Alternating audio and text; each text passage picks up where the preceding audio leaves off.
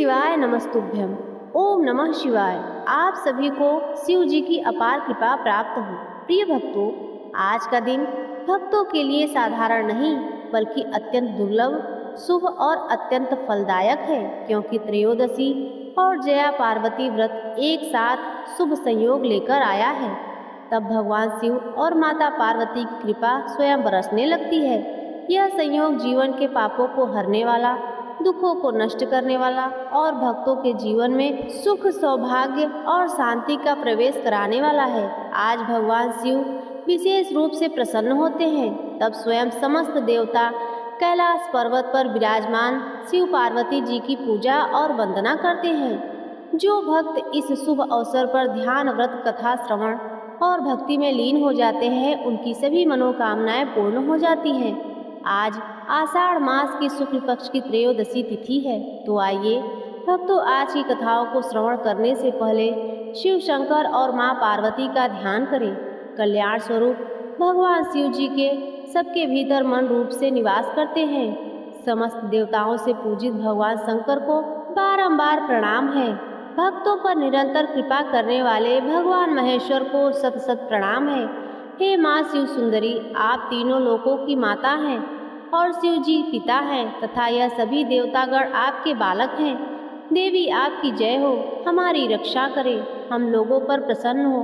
हे जगत जननी माँ पार्वती और भगवान भोलेनाथ, आप सभी नारियों के सुहाग की रक्षा करें और उन्हें शक्ति दें। हर घर में प्रेम और खुशहाली बनी रहे। निर्धन को धन, निसंतान को संतान, अभाग्य को सौभाग्य, रोगी को आरोग्य प्रदान करें और अपनी कृपा दृष्टि इस कथा सुनने वाले अपने सभी भक्तों पर बनाए रखें। तो प्रिय भक्तों, शिव पार्वती कृपा प्राप्त करने के लिए वीडियो को एक लाइक और कमेंट में हर हर महादेव लिखते हुए कथा को पूरा सुने। भौम प्रदोष व्रत कथा के अनुसार अत्यंत प्राचीन काल की घटना है। एक नगर में एक बहुत ही वृद्ध महिला रहा करती थी। उसके पुत्र का नाम भोला था। वृद्धा को शिव जी पर बड़ी ही श्रद्धा थी। वह प्रत्येक मंगलवार को हनुमान जी का व्रत रखकर यथाविधि उसका भोग लगाती थी। इसके अलावा मंगलवार को ना तो घर लिपती थी और ना ही मिट्टी खोदती थी। इस प्रकार से व्रत रखते हुए उसे काफी दिन बीत गए। इसी प्रकार एक दिन की बात है। उस दिन मंगल प्रदोष व्रत था।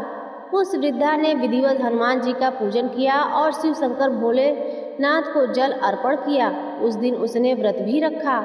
तो उसी दिन हनुमान जी ने सोचा कि चलो आज मंगल प्रदोष व्रत है तो इस वृद्ध महिला की भक्ति की परीक्षा ली जाए। वे साधु का वेश बनाकर उसके द्वार पर जा पहुँचे और पुकारा, कोई हनुमान का भक्त हो तो हमारी इच्छा पूरी करे। वृद्धा ने यह पुकार सुनी तो बाहर आई और पूछा, महाराज क्या आज्ञा है? साधु वेशधारी हनुमान जी बोले, मैं बहुत भूखा हूँ, भोजन करूँगा। थोड़ी सी जमीन लीप दो, मैं खुद से भोजन पकाकर खा लूँगा। मेरा नियम है, मैं किसी के घर उसके द्वारा बनाए हुए भोजन को नहीं खाता, खुद से बनाकर खाता हूँ। यह सुनकर वह बूढ़ी महिला बहुत ही दुविधा में पड़ गई। अंत में हाथ जोड़कर प्रार्थना की, हे महाराज, लीपने और मिट्टी खोदने के अतिरिक्त जो काम कहेंगे मैं उसे तैयार हो जाऊंगी। मंगल प्रदोष व्रत कथा के अनुसार साधु ने 3 बार संकल्प कराने के बाद कहा, तू अपने बेटे को बुला, मैं उसे औधा लेटाकर उसके पीठ पर आग जलाकर भोजन पकाऊंगा। वृद्धा ने सुना तो पैरों तले जमीन खिसक गई, मगर वह वचन हार चुकी थी। उसने तो साधु महाराज को वचन दे दिया था।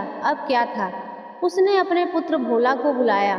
अपनी माँ के पुकार को सुनकर भोला दौड़ा हुआ चला आया और उस वृद्ध महिला ने अपने पुत्र भोला को साधु महाराज के हवाले कर दिया। मगर साधु ऐसे ही मानने वाले ना थे। उन्होंने बूढ़ी महिला के हाथों से भोला को औधे मुंह लिटाकर उसकी पीठ पर आग जलाई। आग जलाकर दुखी मन से बूढ़ी महिला अपने घर के अंदर जा घुसी। साधु महाराज जब भोजन बना चुके थे तो उन्होंने बूढ़ी महिला को बुलाकर कहा, तुम अपने पुत्र भोले को पुकारो ताकि वह भी आकर भोजन कर ले। यह सुनकर वृद्ध महिला की आंखों में आंसू आ गए। उसने कहा, महाराज, यह कैसी विडंबना है? आपने उसके पीठ पर आग जलाकर भोजन पकाया है, भला वह जीवित कहाँ से होगा? आप ऐसी बातें करके मेरे हृदय को और ना दुखाओ। लेकिन साधु महाराज ना माने। उन्होंने वृद्ध महिला से बार बार अपने पुत्र को बुलाने के लिए कहा। अब क्या था? साधु महाराज के कहने पर वृद्ध महिला को भोजन के लिए अपने पुत्र भोला को बुलाना ही पड़ा।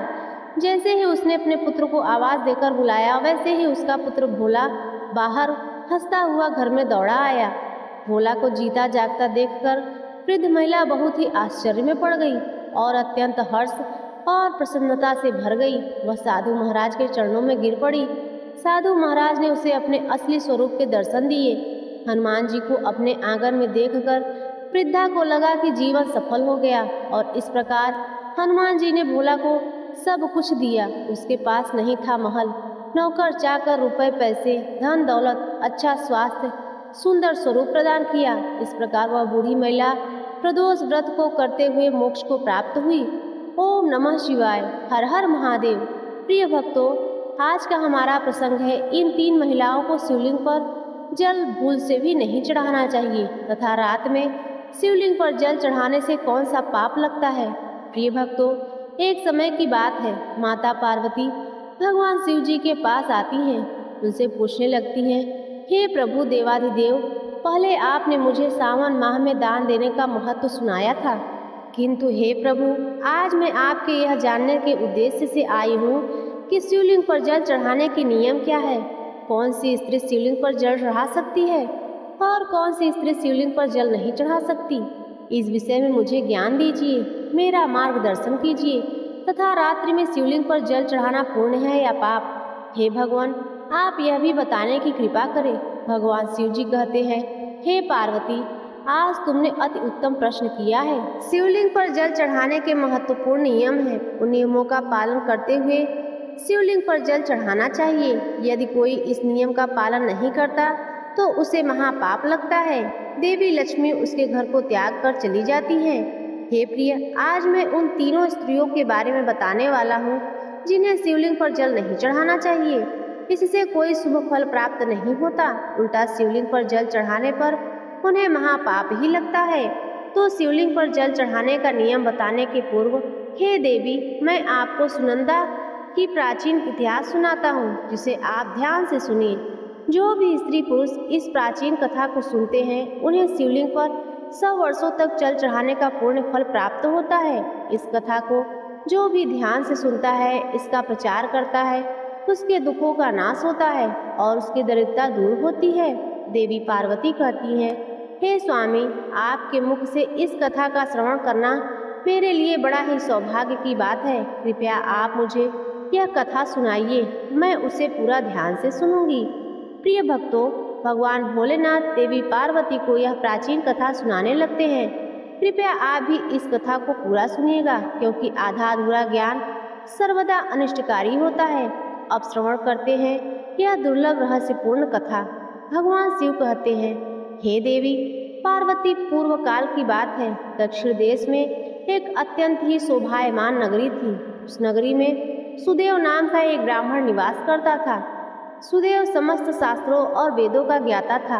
वह परम बुद्धिमान, गुणवान तथा धर्म कार्य में तत्पर रहा करते थे। सभी वर्गों के लोग उन्हें बड़ा सम्मान देते थे। वह प्रतिदिन दान, धर्म, संध्या, उपासना किया करते थे। वे पशु, पुत्र, बंधु बांधव तथा धन संपत्ति से भरे संपन्न थे। उनकी पत्नी का नाम सुनंदा था। वह भी अत्यंत रूपवान, चरित्रवान, गुणवान तथा प्रतिव्रता थी। फिर एक दिन उस पंडित ने अपने घर में बहुत बड़े यज्ञ का अनुष्ठान कराया और अनेक ऋषि मुनियों को स्वयं जाकर निमंत्रण दिया और उस नगरी में निवास करने वाले समस्त मनुष्यों और ब्राह्मणों को उसने यज्ञ तथा भोजन के लिए बुलाया।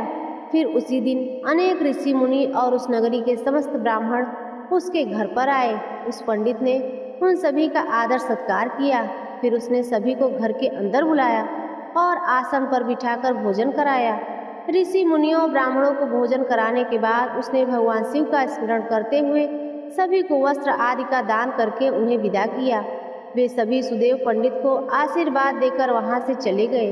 इसके बाद उसने अपने परिवार के बंधु बांधवों तथा अनेक गरीब और भूखे लोगों को भोजन कराया। इस प्रकार उसने सभी को भोजन कराने के बाद और अनुष्ठान से निवृत्त होकर जब वह पंडित अपने घर द्वार के सामने खड़ा था तो उसने देखा कि उसके घर के सामने एक बकरी और सांड बातें कर रहे थे। उस पंडित ने उस बकरी और सांड की पूरी बातें सुनी तो उसे बड़ा ही आश्चर्य हुआ। वह बकरी और सांड उसके माता पिता ही थे, जो पिछले जन्म के पाप के कारण इस जन्म में बकरी और सांड बन गए थे। तब वह पंडित मन ही मन सोचने लगा, यह दोनों तो साक्षात मेरे माता पिता हैं, जो मेरे घर पर पशु बनकर आए हैं। किस कारण से इन दोनों को पशु का शरीर प्राप्त हुआ है? अब इनके उद्धार के लिए मैं क्या करूं? इस प्रकार मन में विचार करते हुए उस पंडित को रात भर नींद नहीं आई। वह रात भर भगवान शिव का स्मरण करते हुए सोच विचार करने लगा। उसने सोचा, मेरे माता पिता की मुक्ति का उपाय केवल श्रृंगी ऋषि ही बता सकते हैं। फिर सुबह होते ही सुदेव पंडित स्नान आदि से निवृत्त होकर ऋषि श्रृंगी के आश्रम में गए। आश्रम पर पहुंचते ही ऋषि श्रृंगी ने सुदेव पंडित का स्वागत किया और कहने लगे, हे ब्राह्मण, आज किस कारण से आपका हमारे आश्रम में आना हुआ है? आपके मुखमंडल पर यह कैसी उदासी छाई हुई है? बताओ, आपके दुख का क्या कारण है? फिर सुदेव पंडित कहते हैं, हे गुरुदेव, आपके श्री चरणों में सादर प्रणाम है। आपके दर्शन से मेरा जन्म सफल हो गया। गुरुदेव, आज मैं आपके एक जटिल प्रश्न लेकर आया हूँ। कृपया आप ही मुझे इस कष्ट से बाहर निकाल सकते हैं। मैं अत्यंत दुखी और निर्बल हो गया हूँ। श्रृंगी ऋषि कहने लगे, हे ब्राह्मण, चिंता ना करो। तुम्हारा जो भी प्रश्न है निसंकोच होकर पूछो। मैं अवश्य ही तुम्हारी समस्या का समाधान करूँगा। फिर सुदेव ब्राह्मण कहते हैं, हे गुरुदेव, कल मैंने अपने घर शिव चर्चा रखी थी। अनेक ब्राह्मण को, भूखे लोगों को भोजन कराया, विधि पूर्वक भगवान शिव का पूजन किया। फिर मेरे द्वारा ठीक सामने एक बकरी और सांड आए। फिर दोनों मेरे घर के सामने खड़े होकर बातें करने लगे। वह भी मनुष्य भाषा में। सबसे पहले बकरी उस सांड से इस प्रकार कहने लगी, हे स्वामी, आज जो घटना घटी उसे ध्यान से सुनिए। हमारे पुत्र के घर में ब्राह्मणों के भोजन के लिए जो दूध रखा हुआ था, उस दूध में एक सांप ने अपना जहर उगल दिया था, जिसे देखकर मुझे बड़ी ही चिंता लगी, क्योंकि इस दूध में भोजन बनने वाला था। अगर सभी लोग उस दूध को खा लेते तो उनकी मृत्यु हो जाती। इसलिए मैंने उस बर्तन में अपना मुंह डालकर उस दूध को जूठा कर दिया और उसे जमीन पर गिरा दिया। जब बहू की दृष्टि मुझ पर पड़ी तो उसने मुझे खूब पीटा, जिससे मेरा अंग भंग हो गया है। मुझे बहुत पीड़ा हो रही है। इस कारण से मैं लगड़ाते हुए चल रही हूँ और मुझे यह पीड़ा सहन नहीं हो रही। बकरी की बातें सुनकर वह सांड बहुत दुखी हुआ और वह दुख का वृत्तांत सुनने लगा। हे प्रिय, अब मैं तुम्हें अपने दुख का वृत्तांत सुनाता हूँ। मैं पूर्व जन्म में इसी सुदेव पंडित का पिता था। आज उसने सभी ऋषि मुनियों और ब्राह्मणों को भोजन कराया, किंतु इसने मेरे सामने थोड़ी सी भी घास नहीं डाली और ना मुझे जल पिलाया। इसी कारण से मैं बहुत दुखी हूँ। फिर सुदेव पंडित कहते हैं, इस प्रकार से अपने माता पिता को बकरी और सांड के रूप में ऐसी बातें करते हुए देखकर मुझे बहुत बड़ा दुख हुआ है। मुझे रात भर नींद नहीं आई। हर क्षण मुझे चिंता सता रही है कि मैंने कभी कोई पाप नहीं किया। हमेशा ही मैंने धर्म के कार्य किए हैं, फिर भी मेरे माता पिता को ऐसे कष्ट झेलने पड़ रहे हैं। इस कारण से आज मैं आपके पास आया हूँ। कृपया आप अपनी योग शक्ति से पता करके मुझे बताइए कि किस कारण से मेरे माता पिता की ऐसी दुर्दशा हुई है और उनकी मुक्ति के लिए मुझे कौन सा कार्य करना चाहिए। फिर ऋषि श्रृंगी ध्यान लगाकर उस पंडित के माता पिता के पूर्व जन्म के कर्मों को देखते हैं और पंडित से कहने लगे, हे ब्राह्मण, तुम्हारे माता पिता ने पिछले जन्म में घोर पाप किया है। इस पाप के कारण आज उनकी ऐसी दुर्दशा हुई है। फिर पंडित कहते हैं, हे गुरुदेव, किस पाप के कारण मेरे माता पिता की ऐसी दुर्दशा हुई है? कृपया विस्तार से बताइए, मैं जानना चाहता हूँ। फिर ऋषि श्रृंगी कहते हैं, हे ब्राह्मण, तुम ध्यान से सुनो। यह सांड जो तुम्हारे पिता है, वह पिछले जन्म में काशी नगर के श्रेष्ठ पंडित रहा करते थे। उन्होंने एक दिन सोमवार का व्रत करके भोजन ग्रहण कर लिया तथा श्रावण सोमवार के दिन वह भी दिन भर काम काज में व्यस्त रहा। जब संध्या का समय हुआ, रात्रि का प्रहर होने वाला था, तो उसने शिवलिंग पर जल अर्पित किया और उसने उस दिन दान धर्म भी नहीं किया। इसने अपने द्वार पर आए हुए भूखों को कभी भोजन नहीं खिलाया। इसने अपने पितरों का तर्पण नहीं किया। तुम्हारे पिता ने पिछले जन्म में मासिक धर्म के दौरान ही तुम्हारी माता के साथ संबंध बनाया और इन्हीं सब पापों के कारण इस जन्म में सांड का रूप प्राप्त हुआ है। अब तुम अपने माता का वृत्तांत सुनो। तुम्हारी माता ने रजस्वला होते हुए भी भोजन बनाया तथा सोमवार व्रत रखने के बाद उसने शिवलिंग पर जल अर्पित किया। मासिक धर्म के दौरान ही इसने भगवान की पूजा की तथा शिवलिंग को जल चढ़ाया। रजत 16 होते हुए भी उसने भगवान को भोग लगाया, इसी कारण इसे महापाप लगा है। मासिक धर्म के दौरान स्त्री 3 दिनों के लिए अपवित्र हो जाती है। मासिक धर्म के दौरान स्त्री को पूजा पाठ नहीं करना चाहिए तथा शिवलिंग पर जल भी अर्पित नहीं करना चाहिए। स्त्री को इन 3 दिनों में अपने बाल भी नहीं धोने चाहिए, इससे पति की आयु कम होती है। मासिक धर्म के दौरान पेड़ पौधों को भी स्पर्श नहीं करना चाहिए। रजत 16 स्त्री के साथ संबंध भी नहीं बनाना चाहिए। जो पुरुष रजत 16 के साथ संबंध बनाता है उसे ब्रह्म हत्या का पाप लगता है। जो पुरुष रजत 16 के वस्त्रों को स्पर्श करता है उसे भी घोर पाप लगता है। रजत 16 स्त्री के शरीर में 3 दिनों तक ब्रह्म हत्या का पाप निवास करता है और चौथे दिन ही वह स्नान करके पवित्र हो जाती है। मासिक धर्म में होने के बाद भी तुम्हारी माता ने शिवलिंग पर जल अर्पित किया और शिव दर्शन किया। इन्हीं सब पापों के कारण तुम्हारे पिता को सांड और तुम्हारी माता को बकरी का जन्म प्राप्त हुआ है। सुदेव पंडित कहते हैं, गुरुदेव, अब आप मुझे अपने माता पिता की मुक्ति के लिए उपाय बताइए। श्रृंगी ऋषि कहते हैं, हे पंडित, तुम किसी भी अमावस्या के दिन अपने माता पिता की मुक्ति के लिए श्राद्ध तथा तर्पण करो, दान धर्म करो, गायों की सेवा करो और शिवलिंग पर जल अर्पित करो। अपने माता पिता की मुक्ति के लिए भगवान से प्रार्थना करो, फिर उनके माता पिता को समस्त पापों से मुक्ति मिलेगी। भगवान शिव माता पार्वती से कहते हैं, हे देवी, मैंने तुम्हें वह पहली स्त्री का वृत्तांत बताया जिसे शिवलिंग पर जल नहीं चढ़ाना चाहिए। तो रजत 16 स्त्री को शिवलिंग पर जल कभी नहीं चढ़ाना चाहिए, इससे उसे बहुत बड़े पाप का भागीदारी बनना पड़ता है। अथवा जो स्त्री पुरुष रात्रि के समय शिवलिंग पर जल अर्पित करते हैं तो उन्हें पुण्य के जगह पाप लगता है। अब तुम वृत्तांत सुनो, जिसे सुनने के बाद तुम्हें बाकी 2 स्त्रियों के बारे में भी पता चलेगा कि इन 2 और स्त्रियों को शिवलिंग पर जल नहीं चढ़ाना चाहिए। तो इसका भी वृत्तांत सुनो। काशीपुर नगरी में उसी नगर में ज्ञान नामक एक विद्वान ब्राह्मण था। उसकी एक पुत्री थी जिसका नाम धर्मवती था। उस ज्ञान शर्मा ने बड़े ही लाड प्यार से अपनी पुत्री का लालन पालन किया। उसकी पुत्री अत्यंत सुंदर और गुणवान थी। जब धर्मवती विवाह के योग्य हुई तो ज्ञान शर्मा को अपनी पुत्री के विवाह की चिंता सताने लगी। इसलिए उसने एक दिन अपनी पत्नी से कहा, हे प्रियतम, हमारी पुत्री अब विवाह के योग्य हो गई है, इसलिए अब उसका विवाह हमें कर देना चाहिए। तब उसकी पत्नी कहती है, हे स्वामी, दृष्टि में एक विद्वान ब्राह्मण है जिसका नाम परमदेव है। मैं तो कहती हूँ कि हमारी पुत्री का विवाह उन्हीं श्रेष्ठ ब्राह्मण के साथ कर देना चाहिए जिसके साथ विवाह करके हमारी पुत्री सुखी जीवन व्यतीत कर सके।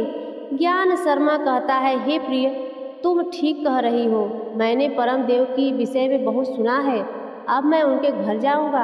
अब वह ब्राह्मण विवाह का प्रस्ताव लेकर परमदेव के घर जाता है और उस वक्त परमदेव अपने घर के माता पिता की सेवा कर रहे थे। जब ज्ञान शर्मा परमदेव को अपने माता पिता की सेवा करते देखता तो उसे बड़ा ही आनंद होता। वह सोचता कि अरे वह यह ब्राह्मण पुत्र तो कितना महान है, यह तो बड़ी प्रसन्नता से अपने माता पिता की सेवा कर रहा है। जब ज्ञान शर्मा को परमदेव द्वारा खड़ा देखा तो उनका स्वागत करता है और कहता है, हे विप्रवर, पधारिए, आपका स्वागत है। कहिए मैं आपकी किस प्रकार से सहायता कर सकता हूँ। परमदेव का अतिथि सत्कार देखकर ध्यान शर्मा बहुत ही प्रसन्न हो जाते हैं। वह देखते हैं कि परमदेव का घर अत्यंत पवित्र और शुद्ध होता है। उसके घर के सामने तुलसी का पौधा होता है और घर के अंदर भगवान विष्णु के साथ साथ शिव जी का और उनकी प्रतिमा होती है। इससे ज्ञान शर्मा को विश्वास हो जाता है कि परमदेव उसकी पुत्री के लिए सर्वोत्तम वर हैं। फिर ज्ञान शर्मा परमदेव से कहते हैं, हे विप्रवर, आज मैं आपके पास मेरी पुत्री के साथ विवाह का प्रस्ताव लेकर आया हूँ। मेरी पुत्री के लिए आपके समान श्रेष्ठ वर मुझे कहीं नहीं मिल सकता। परमदेव माता पिता की यह बात सुनकर प्रसन्न हो जाते हैं। परमदेव को विवाह करने के लिए मना लेते हैं। फिर परमदेव भी विवाह के लिए तैयार हो जाता है और विवाह का मुहूर्त तय किया जाता है। एक पवित्र स्थान पर पवित्र देव और धर्मवती का विवाह संपन्न किया जाता है। धर्मवती के सुंदर और मनमोहक रूप को देखकर परमदेव बहुत ही प्रसन्न होता है। धर्मवती अत्यंत गुणवान और चरित्रवान स्त्री थी। विवाह के बाद जब धर्मवती अपने पति के घर आती है तो वह अपने पति और सास ससुर की बड़ी सेवा करती है। अपनी मधुर वाणी और कार्यों से वह सभी के मन को जीत लेती है। धर्मवती के ससुराल वाले भी उसके कार्य से बहुत संतुष्ट रहते हैं। धर्मवती नित्य प्रति अपने पति से पहले जाकर घर का आंगन साफ करती, फिर घर के आंगन को साफ सफाई करके स्नान किया करती थी। स्नान करके वह नित्य तुलसी को जल देती तथा शिव जी का पूजन करती थी और भगवान विष्णु के मंत्र का जाप किया करती थी और फिर पूजा घर में जाकर भगवान विष्णु और माता लक्ष्मी की पूजा किया करती थी। फिर भोजन बनाकर उसमें तुलसी पत्र डालकर भगवान विष्णु को भोग लगाया करती थी। उसके बाद वह अपने सास ससुर को भोजन कराकर खुद भोजन किया करती थी। रात को वह पति के चरण दबाकर उसके सो जाने के बाद सो जाया करती थी। धर्मवती के अंदर एक पतिव्रता नारी के सभी लक्षण थे। वह अपने पति को ही परमेश्वर मानकर उसकी सेवा करती थी। धर्मवती ने कभी अपने पति के अलावा अन्य पुरुष के विषय में विचार नहीं किया। वह सत्य धर्म का पालन करने वाली, धर्म कार्य करने वाली पतिव्रता स्त्री थी। उसने कभी कोई अशुभ कार्य नहीं किया।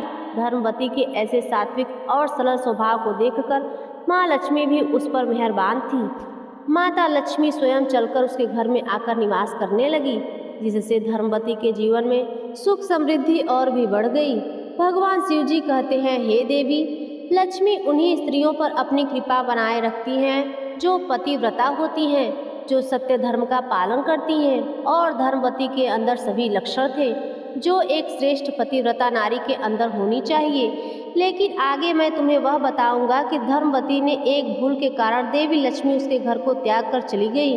एक दिन धर्मवती का पति अत्यंत कामातुर होकर सुबह स्नान करने के पश्चात धर्मवती के पास आया और उसने धर्मवती के साथ शारीरिक संबंध स्थापित किया, जिससे धर्मवती का शरीर अपवित्र हो गया।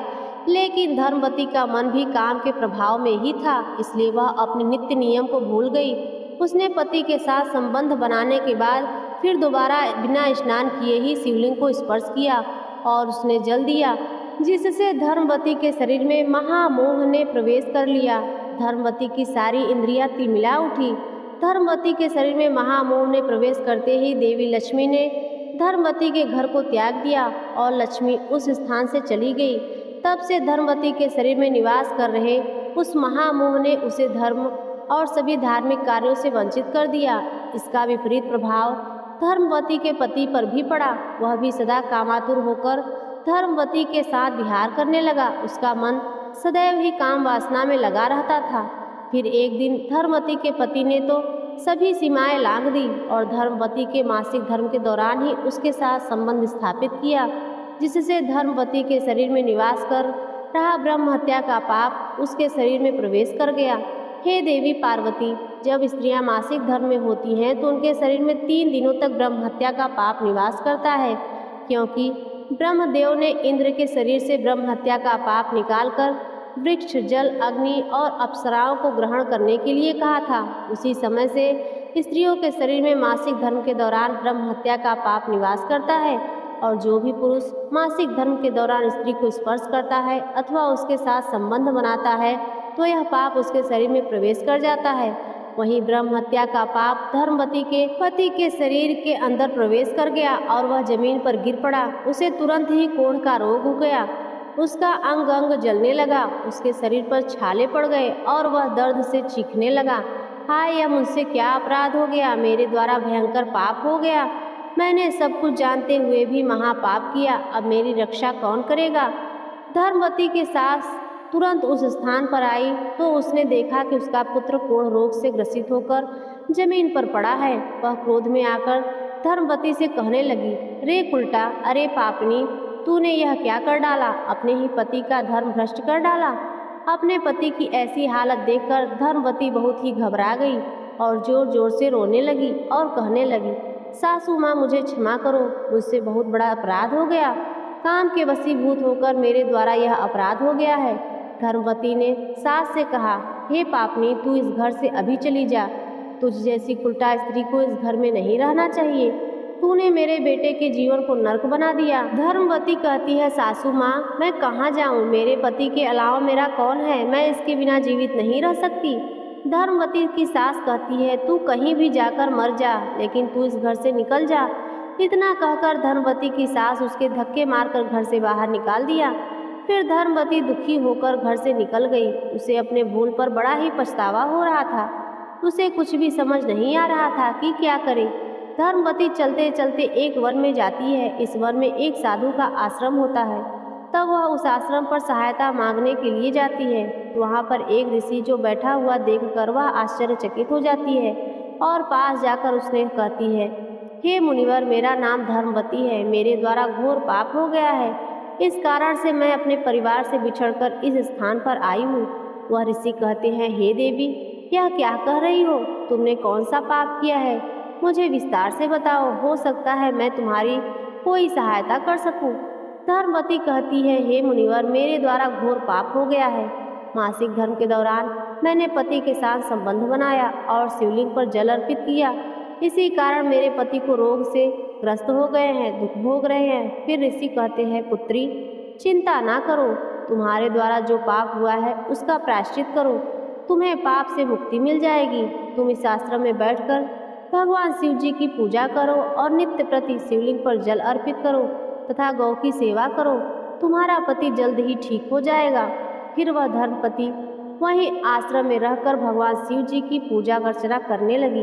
रोज स्नान करके वह ब्रह्म मुहूर्त में शिव जी को जल चढ़ाती और गायों की चारा डालती थी, उनकी सेवा करती। दिन भर वह भगवान शिव की मूर्ति के आगे बैठकर भगवान शिव की भक्ति करने लगती। इस प्रकार 1 वर्ष बीतने के बाद सावन का महीना आता है और पूरे सावन मास में नित्य नियम से भगवान शिव जी का रुद्राभिषेक करती है और भगवान शिव जी के महात्म्य कथा शिव पुराण का श्रवण करती है।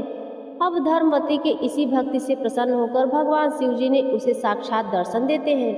भगवान शिव कहते हैं, हे पुत्री, तुमने बड़ी ही श्रद्धा से भक्तिभाव से मेरी आराधना की है, इसलिए मैं अब तुम पर प्रसन्न हूँ। कहो, तुम्हारी क्या कामना है? तब धर्मवती कहती है, हे प्रभु, मेरे पति का कोढ़ रोग से ग्रसित है, कृपया करके मेरे पति को कोढ़ से मुक्ति कीजिए। अब भगवान शिव जी कहते हैं, हे धर्मवती, तुमने इस परम पवित्र सावन माह में तुमने शिवलिंग का जलाभिषेक किया है और मेरे प्रति व्रत उपवास किया है और सोमवार व्रत कथा को श्रवण किया है, शिव पुराण कथा का श्रवण किया है, महात्म कथा को सुना है। इसी प्रकार तुम्हारे सभी पाप नष्ट हो चुके हैं और तुम पहले की भांति परम पवित्र हो चुकी हो। तुम्हें पूर्ण फल की प्राप्ति भी हुई है। अब तुम इस व्रत का फल अपने पति के निमित्त दे दो और शिवलिंग पर चढ़ा हुआ जल अंजलि में लेकर अपने पति के मुख में डालो, तो कोढ़ रोग से पीड़ित तुम्हारा पति ठीक हो जाएगा। ऐसा कहकर भगवान शिव अंतर ध्यान हो गए। भगवान शिव का लाखों लाखों धन्यवाद करने के बाद धर्मवती अपने घर आती है तथा शिवलिंग पर चढ़ाए हुए जल को लेकर अपने पति के मुख में डालती है तथा शिव जी का स्मरण करती है और अपने द्वारा अर्जित किया हुआ पुण्य फल अपने पति को प्रदान करती है। तो उसका पति इस प्रभाव से ठीक हो जाता है। अपने पति धर्मवती को हृदय से लगा लेता है। जब यह चीजें उसकी सास देखती है तो वह भी अपनी बहू पर बड़ी प्रसन्न होती है तथा उसे फिर से बहू के रूप में स्वीकार करती है। इस प्रकार एक भूल के कारण धर्मवती को बहुत बड़ा दुख भोगना पड़ा। उसने मासिक धर्म में रहते हुए भी शिवलिंग पर जल चढ़ाया तथा अपने पति के साथ रति क्रिया की और बिना नहाए भूलवश उसने शिवलिंग को स्पर्श किया। इस प्रकार उसे यह दुख भोगना पड़ा। हे देवी पार्वती, अब तुम सुनो कि किन 3 स्त्रियों को शिवलिंग पर जल नहीं चढ़ाना चाहिए। पहली स्त्री रजस्वला स्त्री, उसे शिवलिंग पर जल नहीं चढ़ाना चाहिए। और दूसरी स्त्री गर्भवती स्त्री, जो शिवलिंग पर कभी भी जल नहीं चढ़ाना चाहिए। जिस स्त्री का प्रसव हुआ और प्रसव हुए 12 दिन व्यतीत नहीं हुए हैं, उस दौरान उसे किसी भी हालत में शिवलिंग पर जल अर्पित नहीं करना चाहिए। उसे 12 दिनों तक नियम का पालन करना चाहिए। तत्पश्चात शुद्ध होकर शिवलिंग पर जल अर्पित करना चाहिए। तो पहला है रजस्वला, दूसरी है स्त्री गर्भवती और तीसरी है प्रसूता, जिसने बच्चे को 12 दिन के अंदर जन्म दिया हो। इन 3 स्त्रियों को शिवलिंग पर जल नहीं चढ़ाना चाहिए। हे देवी, शिवलिंग पर जल चढ़ाना जितना शुभ माना जाता है, उतना ही इससे जुड़े कुछ नियम भी हैं। इसका पालन अवश्य करना चाहिए। इसी कड़ी में आता है शिवलिंग पर जल चढ़ाने का सही समय। शास्त्रों के अनुसार शिवलिंग पर कभी भी संध्या काल के समय रात में जल नहीं चढ़ाना चाहिए। हालांकि प्रदोष व्रत या शिवरात्रि के दौरान प्रदोष काल में शिवलिंग की पूजा करना शुभ माना गया है और प्रदोष काल में रात्रि के समय ही आरंभ होता है। लेकिन प्रदोष काल में भी भगवान शिव की पूजा कर रहे हैं तो शिवलिंग पर जल नहीं चढ़ा सकते, सिर्फ पूजा ही करना है, वरना यह अशुभ होता है।